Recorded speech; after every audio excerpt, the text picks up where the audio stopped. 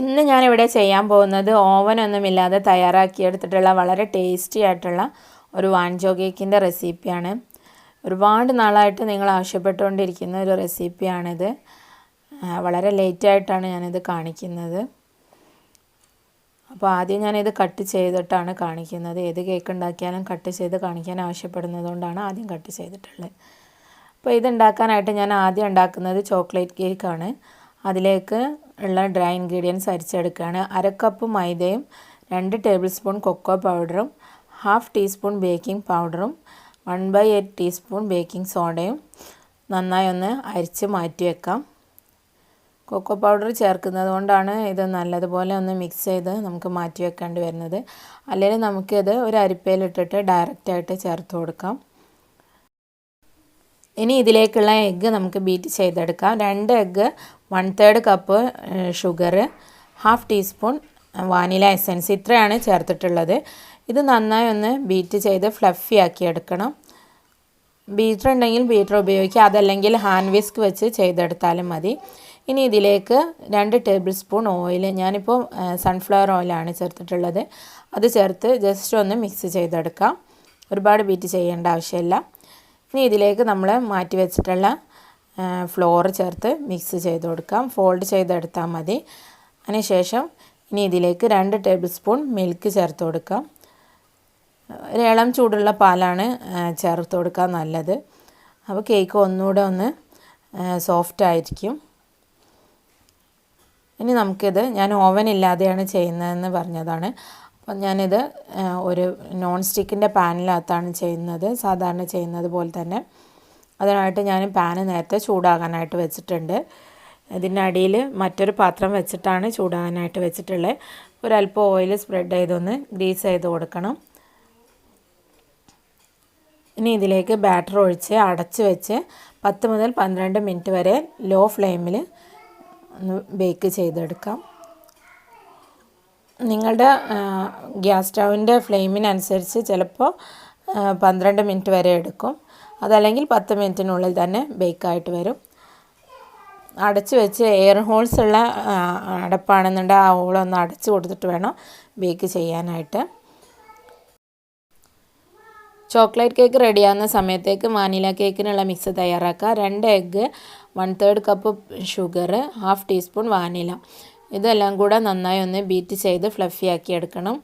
അതിനുശേഷം അതിലേക്ക് 2 table spoon ഓയിലോ മെൽറ്റഡ് ബട്ടറോ ചേർത്ത് ഒന്ന് മിക്സ് ആക്കി കൊടുക്കുക.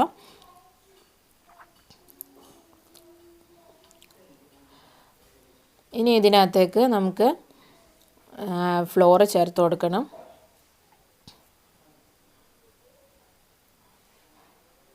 1/8 teaspoon baking soda, 1/2 teaspoon baking powder, 1/2 കപ്പും 2 ടേബിൾ സ്പൂണും മൈദ, ഇത്രയാണ് ചേർക്കുന്നത്.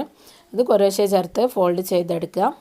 അതിനുശേഷം അതിലേക്ക് 2 ടേബിൾ സ്പൂൺ മിൽക്ക് കൂടെ ചേർത്ത് മിക്സാക്കി എടുക്കണം.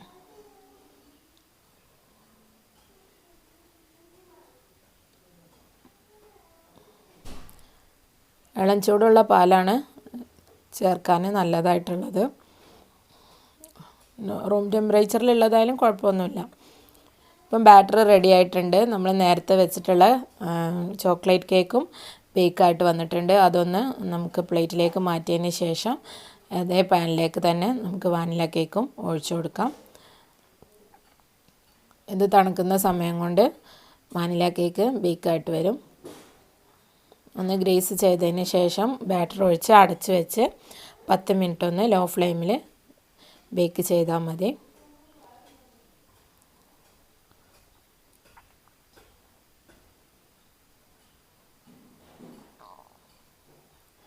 ഇത് നമ്മൾ ഓവനിലാണ് ചെയ്യുന്നതെങ്കിൽ 7 ഇഞ്ചിൻ്റെയോ അല്ലെങ്കിൽ 8 ഇഞ്ചിൻ്റെയോ പാൻ എടുക്കാം. അതിലേക്ക് 160 ഡിഗ്രിയിൽ 10 മുതൽ 15 മിനിറ്റ് വരെയാണ് ബേക്കിംഗ് ടൈം വരുന്നത്.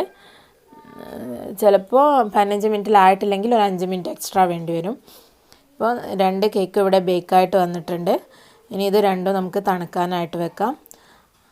കേക്ക് തണുത്ത് വരുന്ന സമയത്തേക്ക് നമുക്കിതിലേക്ക് ഒഴിച്ചു കൊടുക്കാനുള്ള ഗനാഷ് തയ്യാറാക്കിയെടുക്കാം. ഞാനിപ്പോൾ 100 ഗ്രാം ഡാർക്ക് ചോക്ലേറ്റും അതുപോലെ തന്നെ 100 ഗ്രാം ക്രീമുമാണ് എടുത്തിട്ടുള്ളത്. ഞാൻ വിപ്പിംഗ് ക്രീമാണ് എടുത്തിട്ടുള്ളത്. ഫ്രഷ് ക്രീമോ മിൽക്കോ ഏത് വേണമെങ്കിലും ഉപയോഗിക്കാം.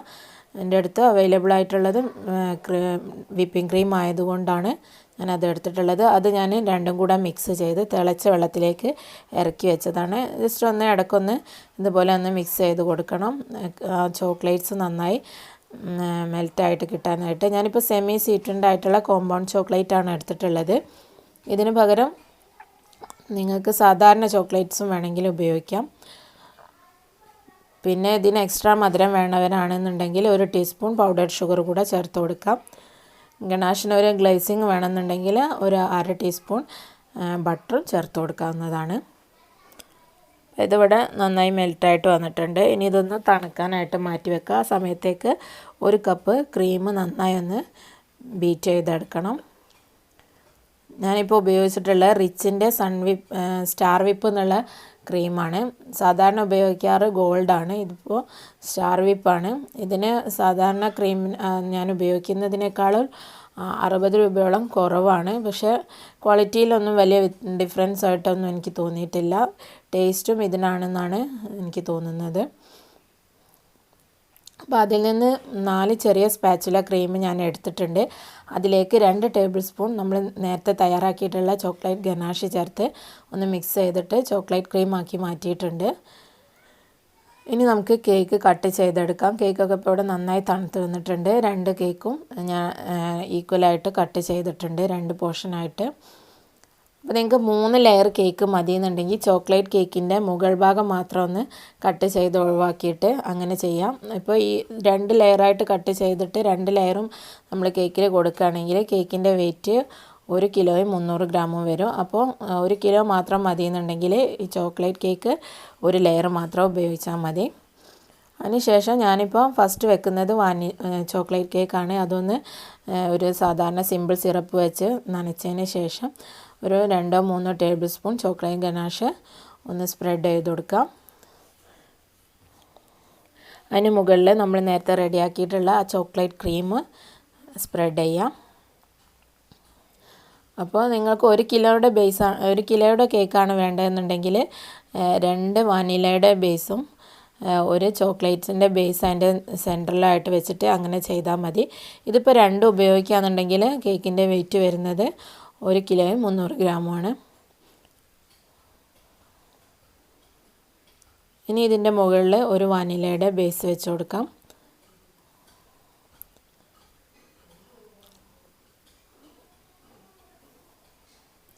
എന്നിട്ട് അതും ഇതുപോലെ സിമ്പിൾ സിറപ്പ് വെച്ചിട്ട് നന്നായി ഒന്ന് നനച്ചെടുക്കാം.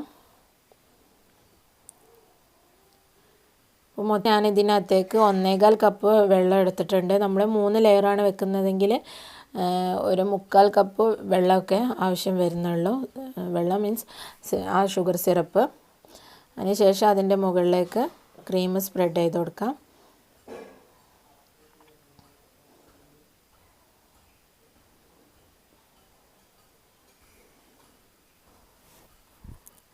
ഇനി സെയിം പ്രോസസ്സ് റിപ്പീറ്റ് ചെയ്യാം. മറ്റ് 2 ലെയറും വെച്ചിട്ട് ചോക്ലേറ്റ് ബേസ് വെച്ചിട്ട് അതിൻ്റെ മുകളിൽ സിറപ്പും അതുപോലെ ഗനാഷും വെക്കുക. എന്നിട്ട് വാനിലയുടെ ബേസ് വെച്ചിട്ട് നനച്ച് കൊടുക്കുക. എന്നിട്ട് മൊത്തമായിട്ട് വാനിലയുടെ ക്രീം നമ്മൾ ചോക്ലേറ്റ്സ് മിക്സ് ചെയ്യാത്ത ആ ക്രീം വെച്ചിട്ട് കേക്ക് മൊത്തം കവർ ചെയ്തെടുക്കാം.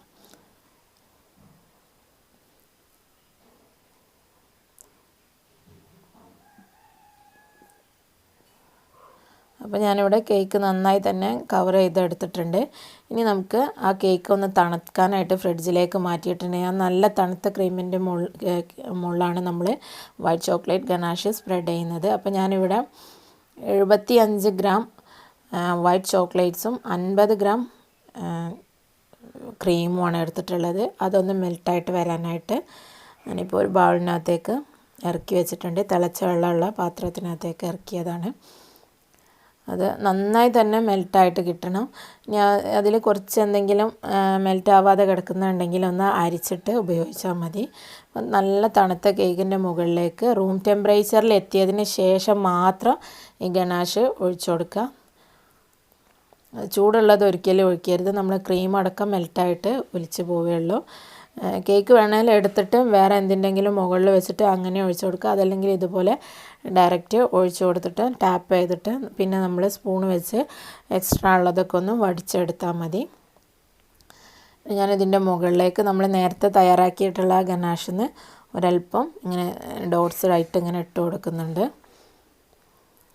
അതൊക്കെ നിങ്ങളുടെ ഐഡിയക്കനുസരിച്ച് എങ്ങനെ വേണമെങ്കിലും ചെയ്യാം. സ്പൂൺ വെച്ച് ഒഴിച്ചു കൊടുക്കാം.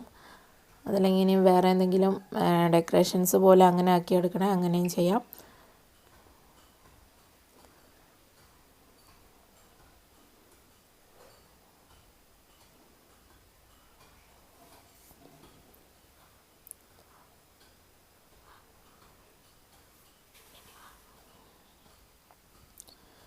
ഇനി ഇതിൻ്റെ സൈഡിൽ എക്സ്ട്രാ ഉള്ളതൊക്കെ നമുക്ക് ഒരു സ്പൂൺ വെച്ച് ഒന്ന് റിമൂവ് ചെയ്യാം.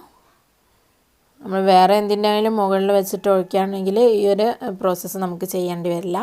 അത് തിരിച്ചിങ്ങോട്ട് എടുത്ത് വെച്ചാൽ മതി. അപ്പോൾ അത് അത്രക്കങ്ങ് ചെയ്ത് പരിചയമില്ലാത്തവരാണെങ്കിൽ എടുത്ത് വെക്കുമ്പോൾ ചിലപ്പോൾ കേക്കിന് എന്തെങ്കിലും ഒരു മിസ്റ്റേക്കൊക്കെ വരും. അപ്പോൾ ഇങ്ങനെ ചെയ്യുന്നതാണ് ഏറ്റവും ബെസ്റ്റായിട്ടുള്ളത്. ഞാനിതിൻ്റെ സൈഡ്സൊക്കെ ക്ലീൻ ചെയ്തിട്ടുണ്ട്. ഇനി 1-2 ചോക്ലേറ്റ് ഗാർണിഷസ് ഒരു ഡെക്കറേഷൻസ് ആക്കി ഞാൻ മാറ്റിയിട്ടുള്ളതാണ്. ചോക്ലേറ്റ്സ് മെൽറ്റ് ചെയ്തിട്ട് കേൾസാക്കി മാറ്റിയതാണ്. അത് വെച്ച് കൊടുക്കാം.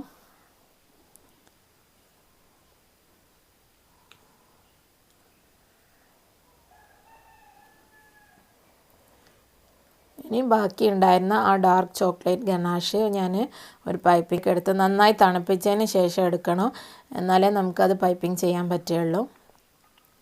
സ്റ്റാർ നോസിൽ ഇട്ടിട്ട് എടുത്തതാണ്. എന്നിട്ട് ഷെൽ ബോർഡറാക്കി വരച്ച് കൊടുത്തിട്ടുണ്ട്. അപ്പോൾ ഇത്രയേ ഉണ്ടായിരുന്നുള്ളൂ. നമ്മുടെ കേക്കിൻ്റെ ഡെക്കറേഷൻസൊക്കെ പൂർത്തിയായിട്ടുണ്ട്. കേക്ക് ഇവിടെ റെഡി ആയിട്ടുണ്ട്.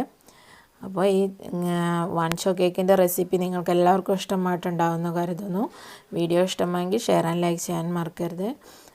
ഇതുവരെ സബ്സ്ക്രൈബ് ചെയ്യാത്തവരാണെന്നുണ്ടെങ്കിൽ സബ്സ്ക്രൈബ് ചെയ്ത് സപ്പോർട്ട് ചെയ്യാനും മറക്കരുത്. ഇൻഷാ അല്ലാഹ് മറ്റൊരു വീഡിയോ ആയിട്ട് മറ്റൊരു എപ്പിസോഡിൽ വീണ്ടും കാണാം. Thank you for watching.